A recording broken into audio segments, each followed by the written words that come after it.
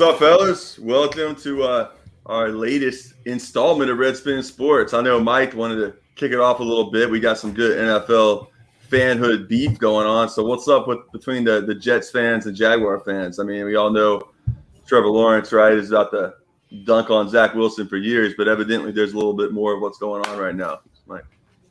Yeah, I do think, happy to be here, everybody. Happy to be here another week. Another day of living is a blessing. But no, I was just talking about, when NFL season started, a lot of the NFL fandom is really big on Twitter. So there's been a big kind of proxy beef war between the New York Jets fans and the Jacksonville Jaguar fans on Twitter. To give some context, the Jets, for most of the season last year, were the worst team in the NFL. Literally went the longest without winning a game, and they were projected to be to have the number one pick in the NFL draft, to be in a position to select who at the time was still in college, then the Clemson QB Trevor Lawrence.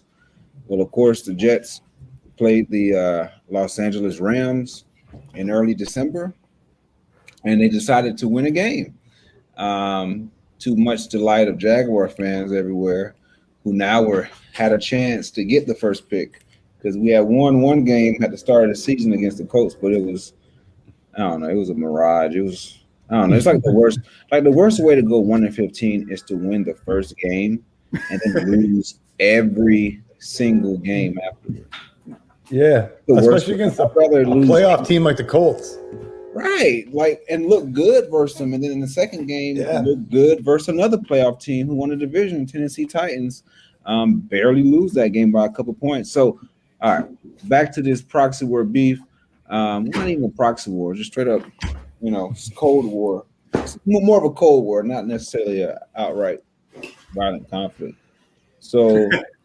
The Jets, of course, lose the right to the first pick in the draft and get the second pick. And the Jaguars, of course, with the first pick this previous April, took, former Clemson QB Trevor Lawrence, who's being ordained as the savior of Jacksonville, Florida.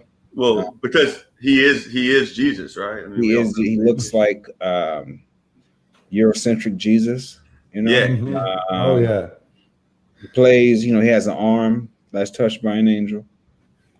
But of course, Jets fans think he sucks now, and the best QB is one they drafted at number 2, Zach Wilson, former Brigham Young University QB. Where's he from originally? He's from Utah originally. Right? He's from Utah. He's a practicing Mormon, and practicing Mormon. His mom's like a huge Trump MAGA person. Even when you look at Zach Wilson, like during his last year in college, I like to do, one of the things about Twitter, and it does have a kind of a creep factor to it, but to check out people's likes. And a lot of Zach Wilson's likes during like the whole fallout of the November election were about, stop the count, all that shit with Trump, so huge right winger. And of course, now he goes to New York City, which is known for his welcoming embrace of multiculturalism. Well, does that count though? Does that count of like the different culture you're bringing in is Mormonism? Yeah, I mean, you gotta have representation, Mike. It's all about representation here. Right. Yes, it's really important that we have a lot of sweet Lord, Father Elder love of the Church of Jesus Christ Latter-day Saints, bringing that from Provo to North Jersey. What I will say is about the New York Jets is they also hired the first, Arab coach ever. He's Palestinian or Lebanese, Mike? He's Lebanese. All right. Yeah, he's Lebanese. The first, Arab head coach in NFL history, Robert Saleh, who's, actually, close to, like, I guess he has good politics in regards to some stuff I've heard. Mm-hmm. It's a very tight knit, community in the sense that when people make it, everyone knows each other. But yeah, so I guess in that aspect, you got a super right wing QB, and you have an Arab head coach in the city of New York. I mean, it sounds about right. You know what I'm saying? But there's been this back and forth between Jags Twitter and Jets Twitter, and it's not really much to report besides that, but it has been very entertaining. I'm going to be very entertained to follow the path of these two QBs, especially as a Jags fan. I'm very biased. The other thing I will add is, in what fucking world, in my opinion, is Justin Fields not, a top 5 pick, and I think absolutely. This is a guy who's when they were coming out of high school, it was Justin Fields 1 and Trevor Lawrence 1B, kind of sort of like they would be interchangeable. They were interchangeable. I don't think either one was really. They were pretty much tied in most people's rankings. Yeah. Well, yeah. I mean, I guess I would say like most of the rivals rating, they kind of had Justin with a tight little notch, and I think at like the Elite 11 camp, I think Justin Fields' team beat Trevor Lawrence's team. So they always had a competitive streak, both from Georgia,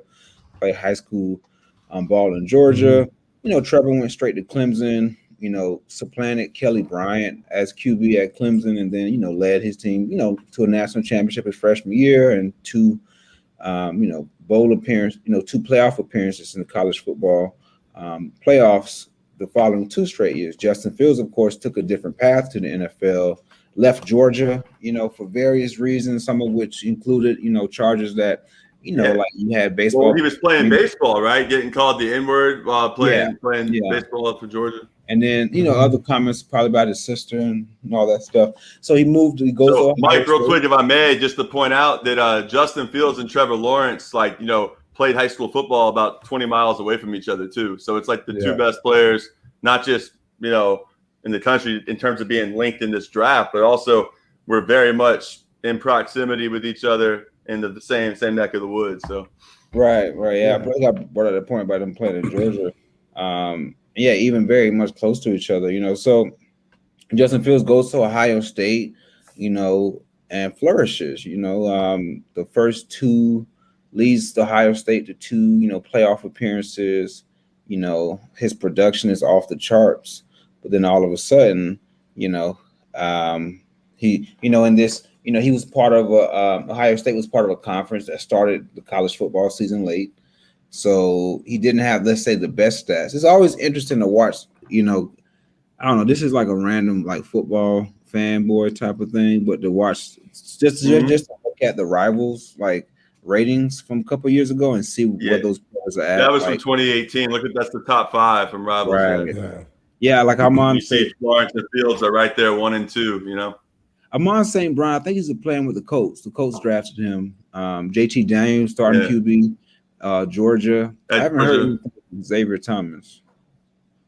I don't know, but he's the one we talked about him on Redspin Sports last summer. He got COVID and had he was a long hauler, right? And there was some of the talk with Dabo and the way, But we brought up Justin Fields. He was like he ended up being drafted, I think, at 12 or 13 by the Chicago Bears. 11. Actually 11. And 11. Just to point out, he is balling right now. Oh yeah, up in their first game. So absolutely, he's looked the best of all the rookies in preseason, and it's not close. Oh, without a doubt, so far, yeah. Well, I mean, he threw. What did he do? He threw. It's a limited touchdowns, ran for 2. So far, but I mean, he also had a fumble. Yeah, he looks good. He looks like just as good as Trevor Lawrence. Well, I said to say, like the only reason he dropped because he's black. It makes 0 sense why Zach Wilson, off of 1 year of production, playing the BYU schedule and losing to Coastal Carolina, like that's the biggest game they had of the season, losing to Coastal Carolina, and all of a sudden he gets shot up. And even when you look at prototypical measurements, Zach Wilson's like 6'1". He has a great arm, like a cannon of an arm, it's like Kyler Murray-esque how he can flick it. So does Justin Fields. I mean, Justin Fields is 6'3", 220, literally ran a 4.47, I believe, at his pro day, 4.41, fast. Yeah. He showed you in the first college football playoff against Trevor Lawrence how crazy of a deep ball thrower he is. But of course, you had, during his whole draft process, you had this whole thoughts about he doesn't love the game. You know, we don't know if he's like one of those first guys in, last guy out type of guys. And it's just stuff it was Dan Orlovsky dropping that just and using the cover of like, oh, I'm just repeating what I'm hearing. What I've heard. And then the next day he gets called out for it. And then he's like, oh, well, other people have told me he is great. So, but my first report out, you know what I'm saying, that basically denigrates his reputation. I mean, so he was we all know most people aren't going to hear what you say and what the follow-up is, right? They're going to hear the initial piece. It's crazy to me that he was I'm actually, I'm a big fan of the city of Chicago.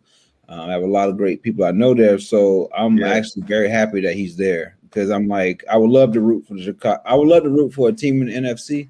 Yeah, and I, if the Jags didn't have the first pick, I was very gung ho about getting Justin Fields, because I like the idea of having me too. I love Fields, man. Have a black QB, but also having like a QB with a cannon of an arm who can run, who's very mobile. You know what I'm saying? But I don't know. It's kind of Mike. Let me ask you this: if we talked before the draft, and like I even asked you point blank, and like we both agreed that very narrowly, we both would have picked Lawrence, number 1 overall. Like, so what do you think it is that like? And when you we're really splitting hairs, because they're both. Is it the height? I think is probably a little part of it. I mean, if we're just because when you have two cats that are so phenomenal, like Fields and Lawrence are, you really are like the difference. You start to really split hairs in terms of what. But even think about it, who was drafted ahead of Justin Fields? It was Zach Wilson, Trey Lance, BYU, then Trey Lance, a QB who literally played one game the year before. Yeah. Now, Trey Lance has like similar measurables to Justin Fields. Tall, can run, great arm. I mean, he's black though, so it's not like right. But like in my head, I think Justin Fields wore the crown of, I think, transferring away from Georgia. Yeah. Going to Ohio State, and that, I think there's a certain hatred, not a hatred. I mean, they probably have one of the most popular schools, and people also love to see Ohio State fail. And Mike, also that Ohio State quarterbacks, there's that ridiculous thing as if like the past failures of Ohio State quarterbacks somehow means that's going to be Justin Fields. But the odd thing is, look at the history of like, even let's use the example of like North Dakota State QBs. Carson Wentz right now can barely stay on the field. He was literally kicked out of Philadelphia. Easton Stick, I think he's a backup QB for the Chargers. He's not that good. You know what I mean? So that stigma is there, but like, who's been a great QB at BYU? I mean, I guess the last one would be Steve Young. Steve Young, Ty Detmer. Ty Detmer. Yeah, Ty Detmer was also Mormon. What's that? Was he Mormon, Tyson? Yeah, I mean, he was a big BYU guy. I mean, BYU, look, as much as I can't stand that place, I can't deny that they have an impressive football tradition. I mean, for a school that's like their size, they won the '84 national championship, they're not like a powerhouse or anything, but for their size, what's interesting, the reason they are independent is because conferences will not let them come in because of and I don't know why it's not going well, but that's Field. Check out Field's highlights from that first game; it's phenomenal. But the reason BYU can't get in a conference is their crazy views. The idea of their views on homosexuality, on marriage, on all these things. So, which I don't blame people. It is sort of ironic though that, Baylor, has been, it's not the Big 12 was like, oh yeah, no big deal with Baylor, but we're going to draw the line with BYU when we all know we talked about the Baylor code of conduct is as bad as any of them. So, and one last thing we bring up BYU again in the conversation. I was talking to people, and I had to tell somebody about the Mormon Wars, and I don't know if folks have heard about that before. People really don't know. I just keep it short. The Mormons literally had a war with the federal government, and fucked up federal troops. And I think it was on the President Buchanan that they signed a treaty, basically saying, "Oh, well, we're gonna forgive you,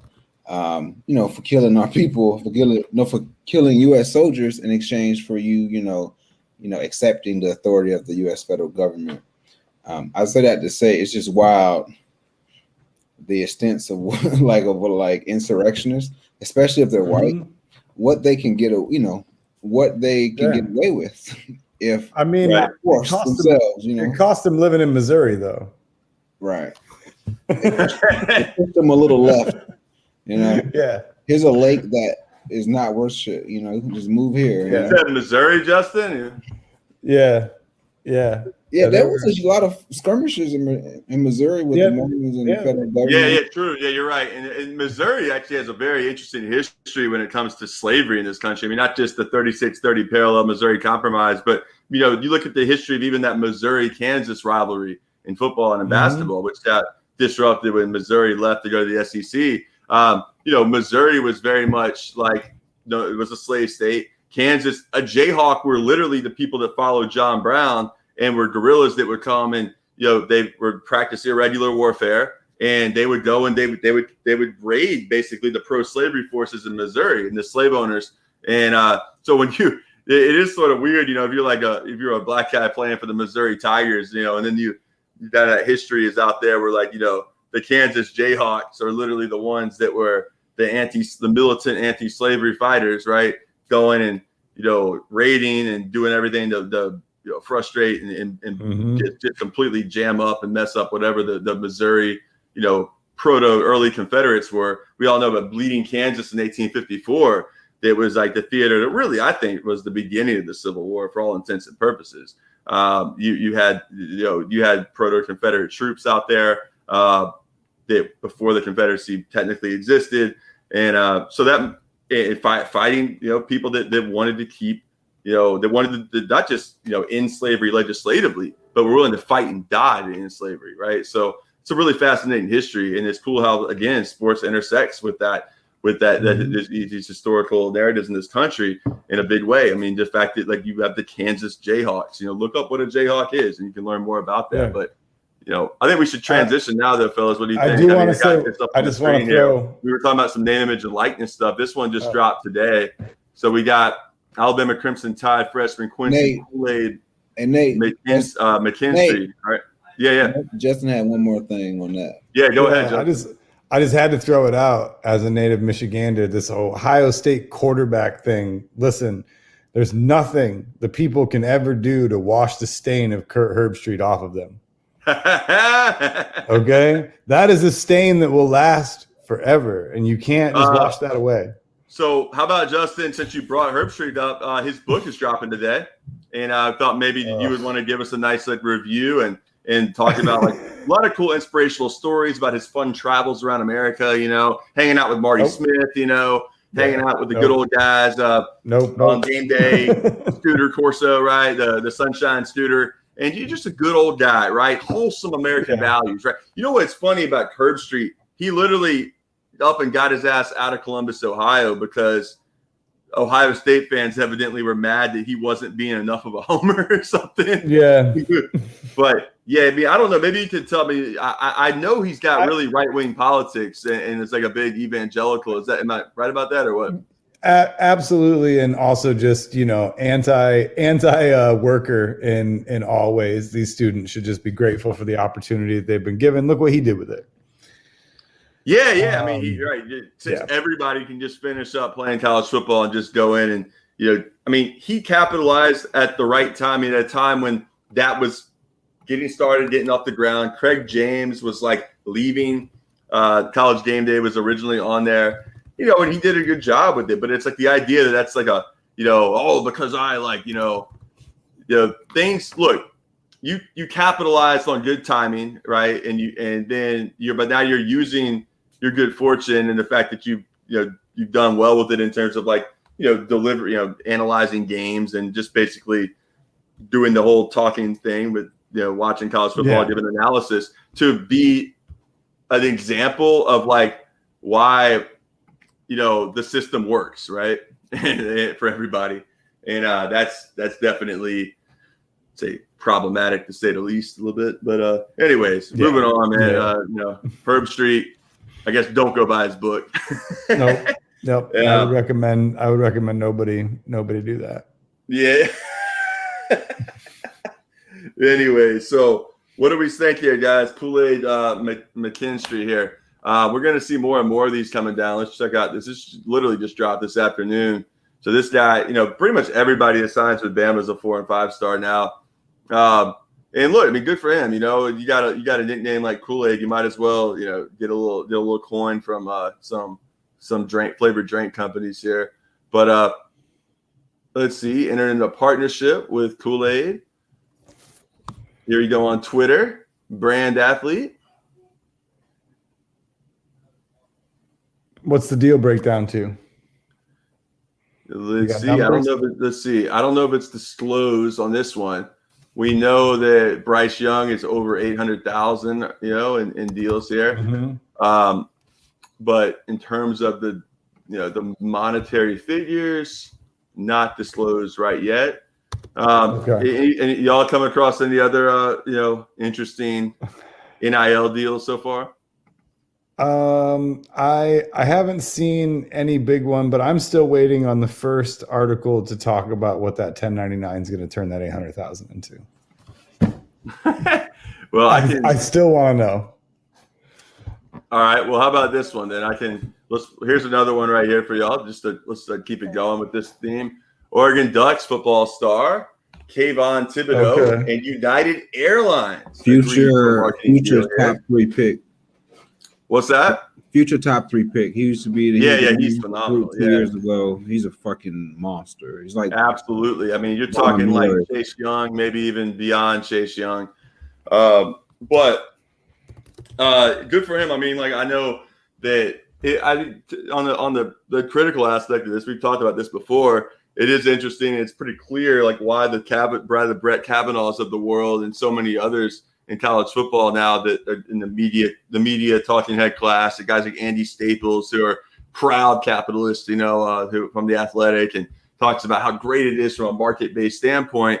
I mean, it's clear that look, get paid. I'm all for it. Like these guys, I mean, every avenue they can get to get compensation for what they're doing with their work and what they're putting their bodies through is great. But of course, a big part of this is, the idea that, you're just kind of crushing any sort of move toward unionization. The idea that we just turn everyone into mini entrepreneurs, right? And act as if it's game, set, match. We've solved the problem of exploitation. That is not the takeaway. It's a good step, right? But the idea that somehow this is not something that's going to cost any of these schools any money, right? So we already saw right here, Phil Knight announced a new NFT, non-fungible token. All right, and that deal's going on there, and they got and Thibodeau's part of that, so good for him on that. But we're gonna keep having more and more of these drop here, so keep an eye out with that. And did you see the Saban quote on that? Up here, where? Yeah, no. So Saban's quote was that locker room equality and dealing with that, because obviously not all these players are going to have the same opportunity. But he said he hasn't heard any complaints from the players so far. And the quote is, "I told our players when you play in the NFL, everybody doesn't make the same." There you go. So it's also, like knowledge dimes on him, right? Yeah, it's really what a profound statement, from the guy that brings Stephen A. Smith in to talk to the team about. Literally, that happened. It's like, guys, we're gonna sit down. Had a tough practice this morning. Come on, gather in here, team meeting room. We got everyone. We got a great guest who's gonna really give you some inspiration, some motivation, let you understand how to bootstrap and how if you don't succeed, you got no one else to blame but yourself. Stephen A. Smith. All right. Did you see those early Stephen A. Smith clips show up in the Malice at the Palace? When he was for the Philadelphia. Along with Bob Costas, man. Bob Costas, what the fuck, man? I mean, this dude is on there saying there's a thug element in the NBA that we're and this guy's trotted out there as sort of the contrast to the kind of Trumpish sort of voices in the sports world. He's the voice of reason. Man, get out of here. Just forget and pump that, man. Bob Costas is trash. I don't know what female reporter it was, but they had two different clips from her, like 20 minutes apart. And one, she called them zillionaire athletes. And in the other, she called them gazillionaire athletes. Wow. That's saying something there, man. Zillionaires and gazillionaires. What would that make the owners then if they're gazillionaires? Well, you know, they've just worked hard to be successful in the business world. Unlike these young children, right, who just play games for, you know, child's games for as grown-ups, right? Which brings me to what we're gonna have to do. And I just brought this to Justin's attention. I'm not gonna do a deep dive into this, but I do want to just point out a few quotes. I found this book like on a bookshelf. Someone, you know, in my parents' house, someone had given this to my dad as a gift, like back in the mid-'90s. And it's called Lords of the Realm, written by a Wall Street Journal reporter, the real history of baseball, just to give you an idea of the 1990s and just what horrible sort of mainstream takes there were about like labor and just understanding of like athletic labor in particular and the value of it and what it is. And just listen to a few of these. Like it starts off here with a quote where it says, the great trouble with baseball today is that most of the players are in the game for the money that's in it, not for the love of it, the excitement of it, the thrill of it. And keep in mind, this is like literally not even a year after they had a successful strike that led to huge gains and huge concessions from ownership. But of course, like that just means none of them actually love the game, that, you know, they're greedy. It's not that like, you know, MLB owners that are, you know, exponentially wealthier than like, you know, the players that are quote unquote greedy here and don't play for the love of the game, are exploiters or like, you know, people that they are you know, just creating these dynamics of and also just making tons of money off of this and then trying to make it seem as if they're the one being robbed. Like, you know, they're the one like it's kind of like right. It's like it's not like this money's going to be going to pay teachers more, hospital workers more if players don't get it. It's going right to these owners' pockets. So it's kind of like Nate. It's like in the corporate world, you know how they, you know, managers will agitate, you know, their, you know, workers in regards to, you know, you have to love the company, what the company stands for. You got to be a team player. This isn't about I, it's about us. You know, it's about and that's all really just a guise for continued, you know, domination of by the bosses, you know what I'm saying, or the workers. You know, it's just like a way to use, you know, a psychological method to, you know, push people, and that stuff has an effect. You know, if like, you know, players are striking and they're getting pressure from the fans, you know, not with them, but against them. You know, that type of thing has a psychological effect and strengthens like the bargaining position of these billionaires. You know, and like. It's stuff that people don't really see, you know, like people don't really kind of put the two and two together because all they see is a projected image of these spoiled athletes making a lot of money. And, you know, a lot of that is done purposely, you know, through media and whatnot. You know, is, you know, I mean, if you've never had anything and you have a bunch of money, you're going to do a lot with it. And there's nothing wrong with someone, I guess, you know, if they, you know, if you're beating your head in and taking years off your life, you know, you deserve as much money as you can get on the market. And I mean, we spoke about this on the NIL thing. The point I wanted to bring up, and, you know, I think it's one of the situations you have where you don't have a, you know, when you're in a country without an advanced labor movement, you have a situation in which you have a literal reserve, not even a reserve, you have literal slave labor. And the leadership of that, you know, is funneled into this kind of petty bourgeois class outlook in which, you know, it's like, oh, let's become entrepreneurs. You know, the class consciousness isn't there amongst a lot of these athletes. It's some of them, but not thinking that, hey, I'm literally an oppressed class of people just working for free. You know, we should all come together and demand more.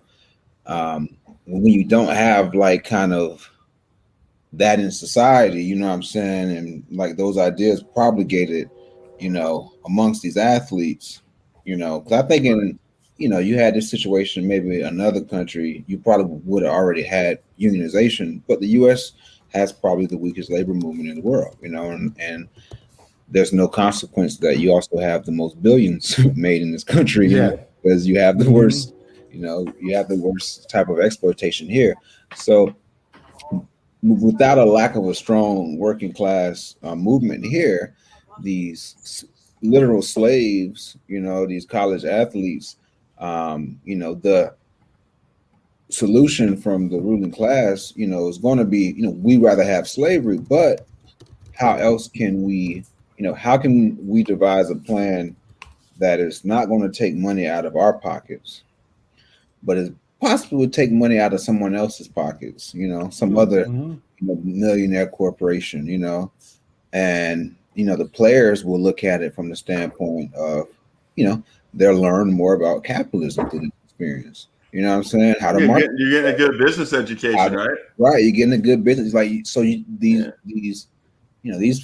athletes through these NIL are being trained to be entrepreneurs. Now, from a perspective of like the Black community, that's not a bad thing in the standpoint that, you've had racism and white supremacy has even suppressed the idea of Black people even owning businesses. You know what I'm saying? That's still a struggle of ownership that is happening. So from that standpoint, it's a great thing. It's a great thing that these kids from fucking these probably low income neighborhoods are getting these, business acumen and this money so they can learn that and maybe, get some shit for themselves. But it's a negative thing if that's where it stops. Like Nate was talking about, like we talked about a lot. Like if this is used as, like this can be used as either something that, hey, you got like a lot more college athletes who are able to make some money, is better for their families. Maybe they could help out with other shit, and do other shit. But if there is nothing else after this, that's the disappointment, and that's what we're kind of we're talking about and criticizing. Right. So what does that mean? I guess it's summing up. That's a criticism really on the state of our movement, really, and what we have to build and the consciousness we have to build in regards to, reaching out to these athletes, even at a high school level, letting them know what they are. You know what I'm saying? That's something that just has to be built and struggled with over a time period. But also, we got to put a lot on, continued pressure on these universities who are making all this money. You know what I'm saying? It just. Yeah. And I think it's also important, like to Mike's point, though, it is, given the world they're in, it is important that they gain some entrepreneurial and business skills, because let's be real, there are snakes all over the place. There's snakes in the grass, so to speak, and literally very much a real thing. And the more, business acumen they have, the better prepared they'll be to not be easily exploitable. So I think it is a positive in that regard. But just like Mike said, it's like, that needs to be part of the equation in terms of just like a means of like making sure your basic financial literacy, essentially, right? In a lot of ways, you're getting practice with that. Where in the past, they would work hard to keep them sequestered, cut off. Like, we're going to take care of you. We'll give you your meals. We'll make sure that you're pampered and all this stuff. So you just focus on football, and then just boom, you're thrust out into the real world there, where business managers, agents, and every other kind of snake who potentially wants to latch on to an athlete and find a way to make that his or her meal ticket. It will do just that. I did want to play a clip, Justin. I don't know if you've heard about this at all, but this big league advance. I meant to put this in the outline, but have you heard of Big League Advance? It's this capital company, startup tech company that's giving advances to minor league players, right? We'll give you 300 G's, but that means we're raking in 10. And they disclose it, right? It's not as if they don't know, but the question is it's just a matter of what choice do a lot of these guys really have, right? And so in some ways, you can make the argument that they really need money at that time. It's a good thing the service is there as opposed to it not being there. But it's what the real bigger issue needs to be is why there's not more pressure being put on MLB, and why the players union is still maintaining this horribly backwards idea of hey, we went through it. It's like a rite of passage going through the minors, and that's just the way it is. I really recommend people check out Doug Glanville's podcast recently, where he breaks it down and he talks about how that is a major thing within MLB players. So yeah, Justin, on that, would you want to say something?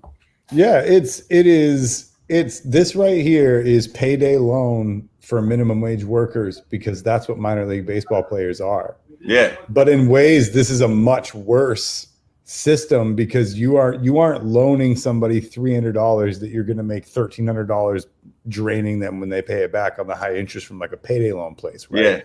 This is taking $300,000 from somebody who might never break it. Right. Like, and then what?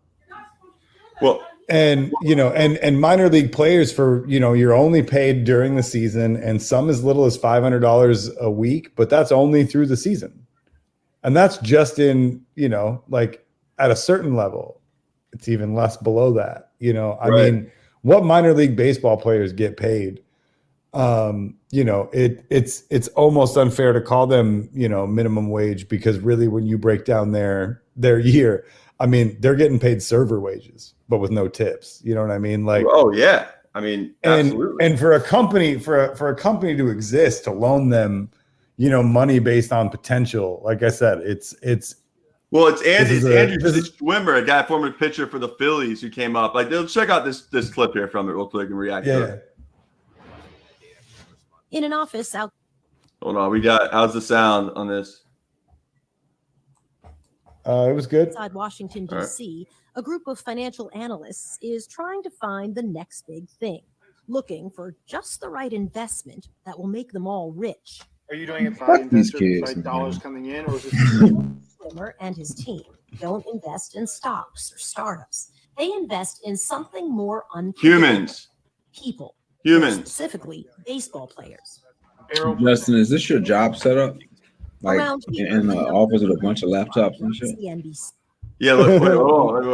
So just for a little context, Soledad O'Brien does this interview on HBO Real Sports. Like, really check it out. Another thing I really recommend people checking out, Doug Glanville's intro to a recent podcast he did for The Athletic is phenomenal. He really goes into like the shortcomings of MLB Players Union, his own experiences as a minor league player, and and basically kind of like admitting things that he wishes he'd done differently, and how there needs to be a huge like break from this idea that it's a rite of passage, and there's got to be like solidarity shown with minor league players. Eventually, that it's a perfect wedge thing for ownership, and that part of this whole machine. The reality is that like only 10% is going to like actually make it. So you got everybody willing to accept these horrible conditions, like devalue their labor, all in the idea that like you're going to get the big payday. But just about anybody in this landscape now, where there's so much unease, so much social fragmentation,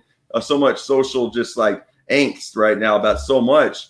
If you got a 10% chance of like making big league money, like you're going to withstand all sorts of conditions, especially if you're a cat who grew up in the DR, doesn't have a big family, not hardly any financial resources. It's funny, Scott Boras is one of the people on here that's actually the super agent who represents Garrett Cole, A-Rod, who is like pointing out and basically arguing about how this is exploitation. Now, he has his own interest about how, and that means that these guys take this money out, that means it's going to be 10, 15% that's going to be not coming into his income as an agent when he negotiates contracts. So definitely keep that in mind. But it is it's something else. I mean, I don't know what to say, because when you're in the confines of this system individually, do I fault like if players literally have immediate financial needs? I mean, this is classic exploitation. It's like this guy was a minor league player himself, made the big leagues for a few years, and he knows these guys really need the money. But in the contract, they explicitly, it's not like these guys are fooled or duped, but it's just like, even if and it's in the contract, it doesn't mean it's not exploitation, right? So anyway, let's check the clip out and then react. And go ahead. No, I was just going to say, in this rite of passage bullshit, it's a rite of passage when you're like the prototypical, I shouldn't say prototypical, if you're the stereotypical white baseball player who grew up playing in all of your summer leagues, playing in your school league, you have all this stuff going. You have all these other families. Do you know how many of those guys all go to the minors together? They all rent a big apartment together. They're in it together because they have community support. They have the support of their parents. They have the support of the people that believe in them, and they pool together. But they're also the ones that are highly projected. But as you said, you bring this down to somebody who's just coming from, the Dominican Republic, or somebody who's coming from Venezuela, somebody who's coming from Cuba. They don't have this. They don't have this at all. There isn't this like whole support network from the time they were kids all the way up that's like fueling this. And they're also not getting those draft bonuses. If you think about on your rookie deal, you come in, you might get $1.3 million. Right. Like you get that money if you're a high enough rated prospect and you're drafted high enough. And then there's everybody else. And everybody else that comes in that doesn't have this. Like, this just screams of me of like, oh, you're looking around at your other teammates. Like, these people that are, like I said, have the support network. They all got their $750 to $2 million like rookie bonus. They all threw it in. They live in some stupid, frat pad that they all live in and share together. But you're coming from the Dominican Republic. You do not have that. You do not have that bonus. You do not have any of this. And this company is going to be here to give you $300,000.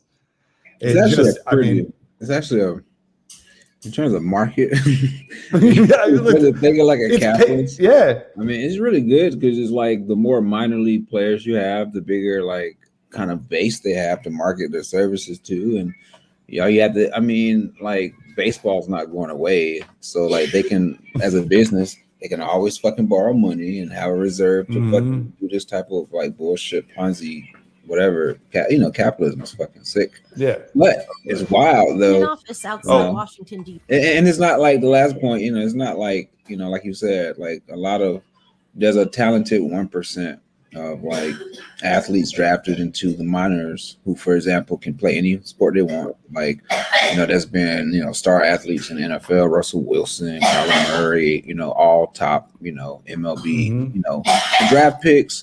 And, of course, we're going to have stint in the minors, but it's not like, like a Tim Tebow example of a star millionaire athlete, you know what I'm saying, who was big in college, had a big first couple years in professionals, and then just decided to be like a minor league baseball. Like he's not going through the same struggles a lot of these, minor league baseball players who, are just trying to like make it up from scratch. But through the minors is where you see, great players. It wasn't like Mookie Betts was like developed, through the minor league system, most players it's really rare to just come straight to the show. Nobody does like that. 5 foot.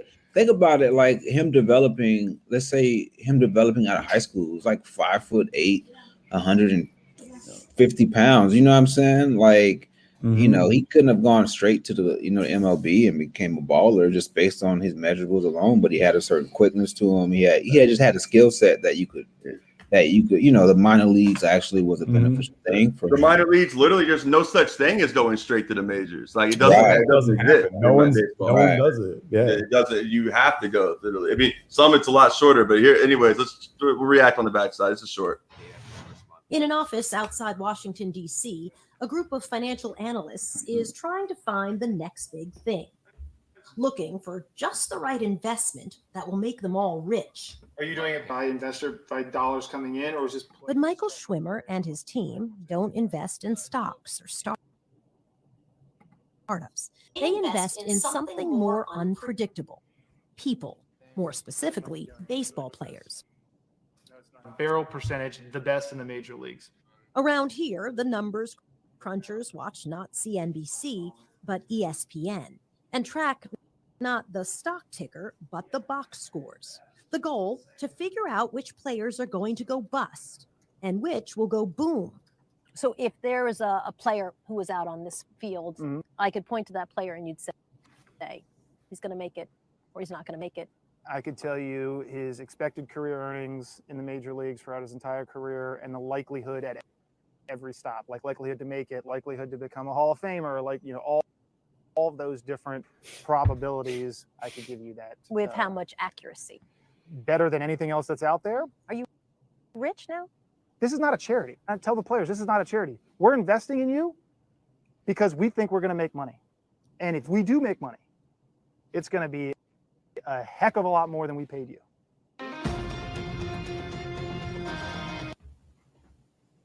There you go. And so that's where he gets so part of the money, and you watch the full clip, it's I don't know, 20 minutes, something. It's not that long really, but I really recommend if you have HBO, go check that out. It's phenomenal. He gets into just basically they have a billionaire, with any, enterprise like that, you have to go raise startup capital, right? And they have to go find other wealthy people that are willing to put money in. And those people aren't trying to give money to stuff unless they feel like they're going to get some big return on it. So part of the deal is Mercedes, the catcher for the White Sox, talks about it. He got $165K, and for the rest of his career, he's paying 15% of his earnings to those cats. Damn. Fernando Tatis paying 15% of his earnings the rest of his career to that guy now. So just a couple examples there. It's wild, man. I mean, it really, really is. And how is that really different than payday loan stuff? I mean, exactly. How is it? I don't know. I mean, what do you think, Justin? Sorry, Nolan Arenado just reached out for a pretty amazing play that caught my eye. Well, that's all right. I mean, Arenado plays are anyway. No, exactly. It is that is payday loan level. You remember that dude that ran that company through a fake tribal setup that went to prison? Running the payday loan scam. Yeah, I mean, it's this is on that kind of level, right? Of $165,000 and then 15% of Mercedes earnings the rest of his career. Now, obviously, if it fizzles out, sounds like you don't pay if you don't make. No, you don't make it, you don't owe them anything, right? Gotcha. So there is that side of it, But I mean, Fernando Tatis, in contracts alone, as long as he stays at the level he's at, will contract $1 billion. Mm-hmm. You know what I mean? He will have 300 million plus deals, potentially. You know what I mean? If not just 2 and hit the 700 million mark. I mean, what's 15% of that? And for what? Because you needed $165,000 now, which again highlights the issue, and I think it's crazy that if someone like Fernando Tatis, took out a loan because his also wealthy. I mean, his dad not only had a great baseball career, but his dad also has been in broadcast. You know what I mean? Fernando Tatis Jr. wasn't poor. Right. So he's giving 15% of his money for the rest of his career to these people, when he wasn't starving. Anyway. Anyways, let me just go ahead and read this Doug Glanville piece is not that long, and I'd love to hear y'all react to it here. So Doug Glanville's writing for The Athletic now, and I remember him well as a Cubs player and playing in the 90s particularly. But it was Glanville, why major league players haven't done more for minor leaguers and why they should. All right, this was in 2019, late 2019. I remember asking the question somewhere inside the Chicago Cubs spring training complex in Mesa, Arizona in the mid-1990s. Is there a union for minor league players? After decades of the quiet understanding that minor leaguers have to pay their dues and struggle economically before making it to the big leagues, baseball faces a significant challenge in its labor landscape. The courts are reviewing a case that brought to light the below poverty level wages that many minor league players earn. The salary to qualify for poverty is just over $12,000. And the players bringing the lawsuit are citing the fact that a significant number of players make $7,500 a year or less for a full minor league season. At first, when I read about their case, it did not fully register. When I signed my first major league contract, I was a bonus baby, all right? A first-round pick with a then hefty signing bonus. Thankfully, I had parents who were well-versed in investing, but the responsibility of dealing with your financial status being in the public domain brought on some hard lessons too. Even so, being a bonus baby was the gift that could keep on giving. If I made it big, whatever I earned in the minors would be immaterial. It would be worth it, even if I played for free. And first-round picks have a good chance of making it. The bonus is not just about money. It is also about bonus opportunities. Although I was in the minors a long time, not a lot has changed. I was stunned by my first salary. I even contemplated filing for welfare as an academic exercise. But in the swirl of attention and money compounding in the robust early 1990s bond market, I didn't think all that hard about it. After all, this was a pyramid scheme, and I was climbing that pyramid. I could outrun the negative net income with my bonus. The hardships of not getting paid in spring training or instructional league or getting a negligible daily stipend to eat could be endured with money growing in the stock market. And I expected to hit the lottery when I made it to the show. When I signed my first contract, I was just 20 years old. I negotiated my first minor league contract. This was well before draft picks were getting big league deals. Then saw my salary to play for the Geneva Cubs of the New York Penn League, $850 a month. Sounded pretty bad, but still more than my first job at Teaneck Drugs, which is Teaneck, New Jersey, is just outside New York City. Also the hometown of David West, I might add. People's champ David West, who's solidarity with press peoples all over the world. All right. Anyways, once I signed, I was sent to Geneva, New York. I split the rent with my roommate, Villanova pitcher Brian Kinney. As we accepted I wonder if that's Brian Kinney actually from MLB Network. I think it might be actually. As we accepted our mattresses on the floor, I learned to bake chicken and rice. And my big league splurges before investing in the market were a Toyota Camry lease and a Sega Genesis. Then the first check came. Woohoo! $327. Yep, you read that correctly. An after-tax amount of $327 every 2 weeks. But so what? I was going to make it, and I learned to appreciate the economic hierarchy of professional baseball. The minor leagues were the trial ground. Salary was immaterial. It was about opportunity. Be there, be noticed, perform, produce, and you will advance. If you end up in the big leagues making millions, who cares what you made in high A ball? The minor leagues were just a pit stop. It's not meant to sustain you while you take care of a family or pay rent, right?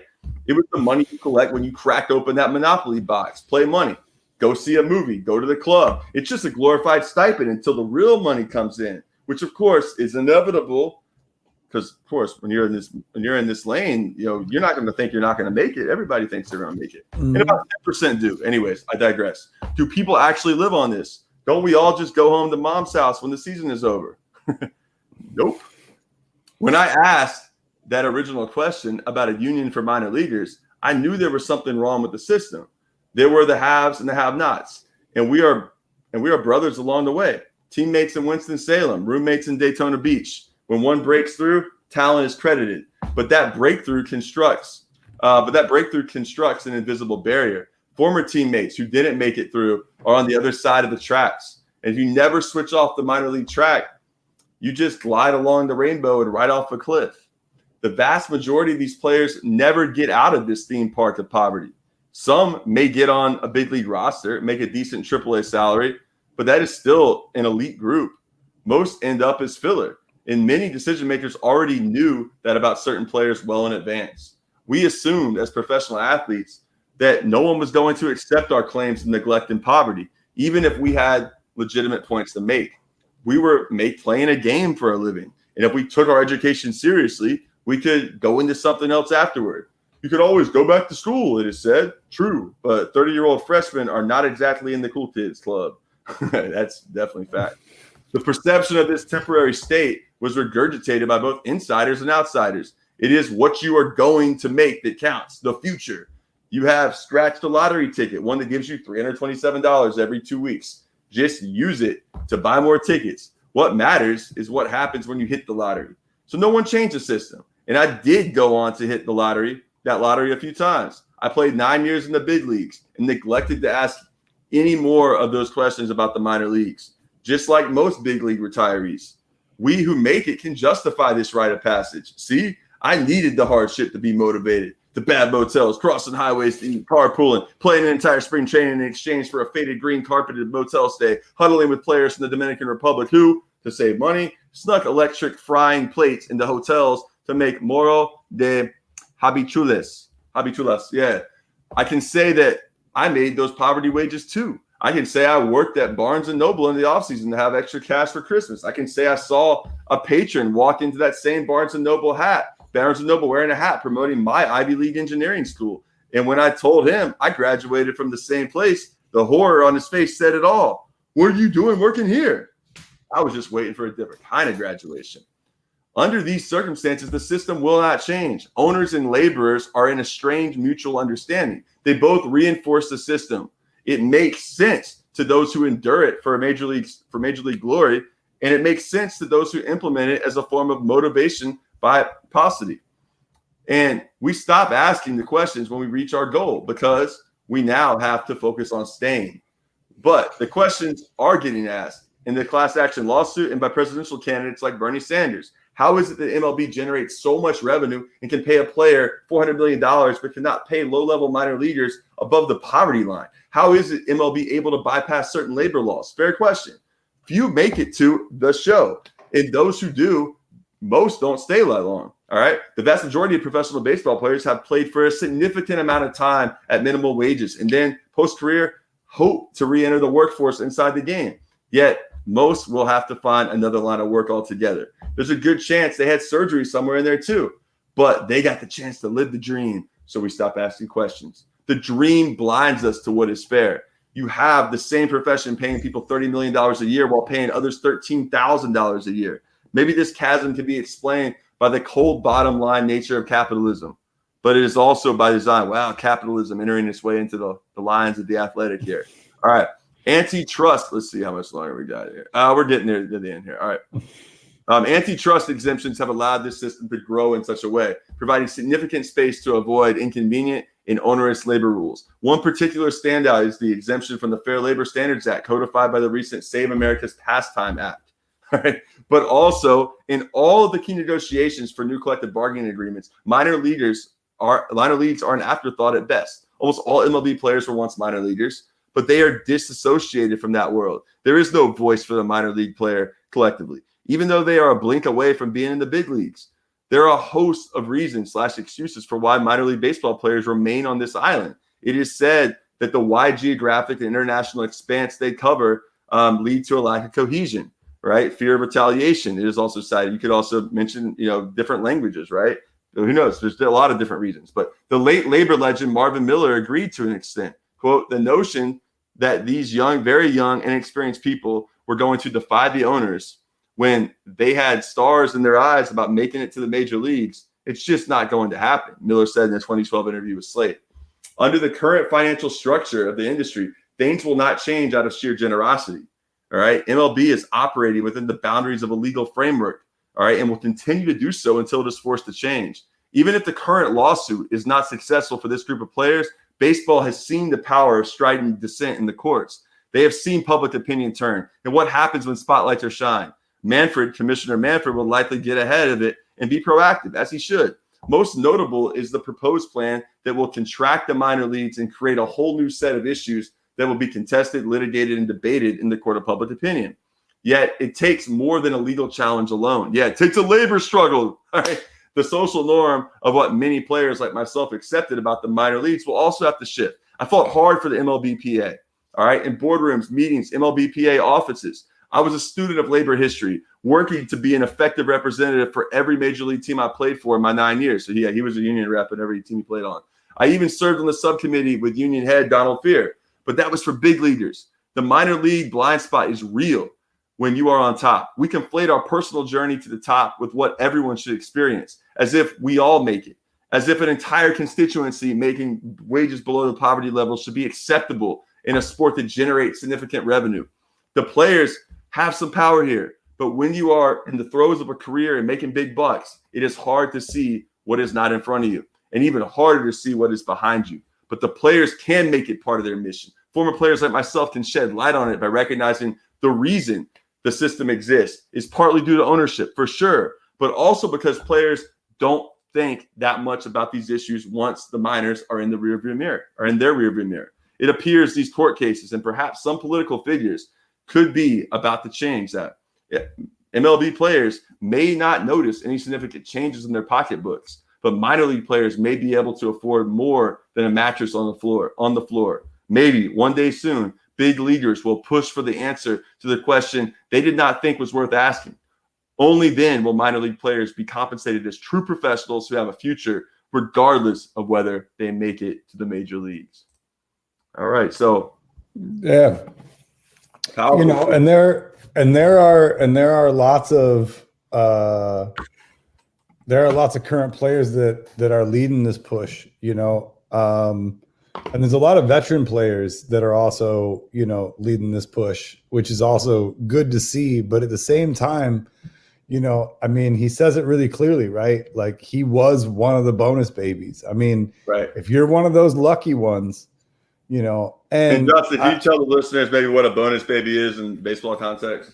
Yeah. So it's kind of like what I was saying before you read the article, right? Like if you are lucky enough to go in the first round of the draft, you're going to get a bonus that's somewhere between 700,000 to 3 million. I think like the largest in history is like 2.8 million.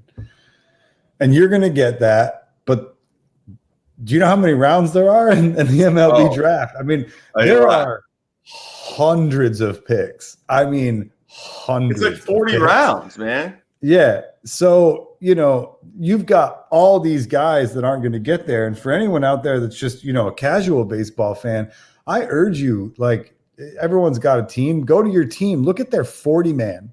Just look at the 40-man roster and see all the names you don't recognize and check out their ages. These are minor league players. So, you know, lifelong career AAA guys, basically. Because the roster's only 26 players now, and the 40-man roster is the one that those, that you can pull up to be that 26 at any point. And then take a look at, then go beyond that, and then look at your AA, then look at your single A ball, and look at the ages of these guys and see how many of them are between 28 and 32. Yeah, man. You know, I mean, these are guys that they weren't bonus babies, and they've been doing this a long time, and they might get called up every once in a while, but that doesn't, like, what people don't realize is that doesn't change your pay.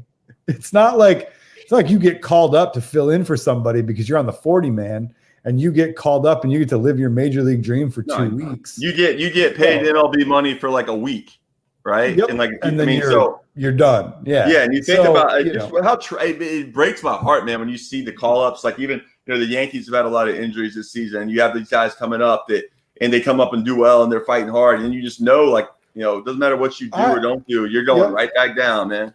You know, there's talk about, you know, next year baseball, like, potentially shortening the season. And, like, look, man, I mean, as a true blue baseball fan, I love September call-ups because for these guys, and when that roster expands and they get to bring everybody up, that for a lot of these guys, this is their only shot at being there.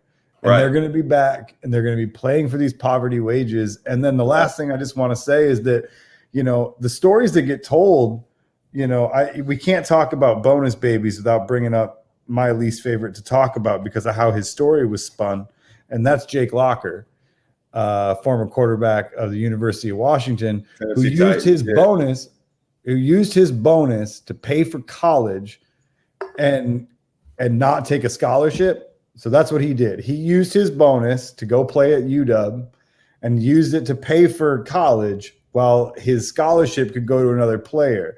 And wasn't that just the feel-good story of the, you know, because look at this guy. Look at what he's doing. Man. He's using his bonus, which, by the way, I've never understood. How the fuck does that not kill amateurism? He's literally being paid. You know, he was taken in the first round. He got his hundreds of thousands of dollars. He paid school with that money and still kept eligibility. And that's just fine. Apparently that's just okay. And there's lots of, you know, like, same with Kyler Murray, same with, like, there's a lot of these guys that were high draft picks, you know, and it's, let's not forget Kyler Murray was a first-round pick. I mean, he was all set to go play with the A's. Like I said, so was Locker. It's like, how does that not kill amateurism? Like, how does that not kill the idea of amateurism? It happens in hockey too. These guys sign at 18 and then go play college. Yeah. Oh, yeah. I mean, it happens. This happens all the time. I mean, you had Taiwan Easterling when I was at Florida State was playing, thinking the Cubs organization. Like, you had, remember the Florida quarterback in the 90s after Danny Werfel, Doug Johnson had money from the Tampa Bay Rays at that point. There's countless examples of this. I mean, so it's a big thing. I recommend people go check out great piece in the New York Times today about Curt Flood and about just what he sacrificed and and how really the debt that people have to pay today, because he laid down his well-being, what was in his best interest, all in something that's now everyone's reaping the benefit of from a labor standpoint in baseball. How many guys were an all-star and a leading candidate for the MVP race, and then 2 years later they're banned from the league? Yeah. Oh yeah. I mean, it just doesn't. It's just unheard of. I mean, absolutely. Yeah. So, Mike, you got any thoughts? I mean, I know you said you got to roll here in a minute, but I want to just quickly to transition. I'm going to do another episode on this, but if Mike, you got to go right now, or do you want to stay on for a few more minutes? Probably about to head out. Yeah. All right, because I was about to get into let's go ahead and wrap the night. I'll do a live show actually and get into that here, and we'll pick it up. We'll pick that up the next. It's about this story, Champion's Way. I would rather do that when we start with it or something. So it'll be fresh. So I definitely want to get Mike's take, because it's there's a lot of contradictions. There's definitely nothing. There's certain things that are, very valid criticisms of the college football industry, Florida State in this particular case, and need to be exposed. But there's also some really problematic language about the way that preserving the sanctity of academia, the idea that talking about all these people that barely read and how they shouldn't even be on a college campus, and it's who do these highfalutin ivory tower New York Times reporters get off saying this kind of stuff? Where you live in this system where you have just people that come from abject poverty. You have you have this exploitative system that exists, and you want to punch down. And you're saying that it's the problem of the institutions and power that's vested in them. But at the end of the day, it's why would someone in this situation be so mad about this academic impropriety and all this stuff, and the idea that someone who's coming there, putting their body on the line, giving so much of their life, their heart and soul to a university, performing a task that is revered and it makes all this money, and then suddenly wants to just act as if they're privileged. This notion that a lot of these liberal type writers that talk about these privileged athletes, and how unfair it is that they're getting all these advantages. They're getting people that are professors and tutors and academic support staff that are helping them cheat and whatnot, where other students are having to work hard and save their money and pay student loans, and they're not getting free scholarships. I mean, that is just disgusting, man. And it's to combine all that with the legitimate criticisms of the way sexual assault gets handled, right? And the way that gets swept under the rug, the way that police departments work with university athletic departments to cover stuff up, and how that conflating those two is just infuriating to me. So I want to get into it now, but I'd rather have everybody here when we do it. We should have gotten to that earlier, man. But you told when I was ready to go on it, but we'll have to save it for later, it looks like. All right. So with that note, we'll sign off. Until next time, we're out. Peace. Out, everybody.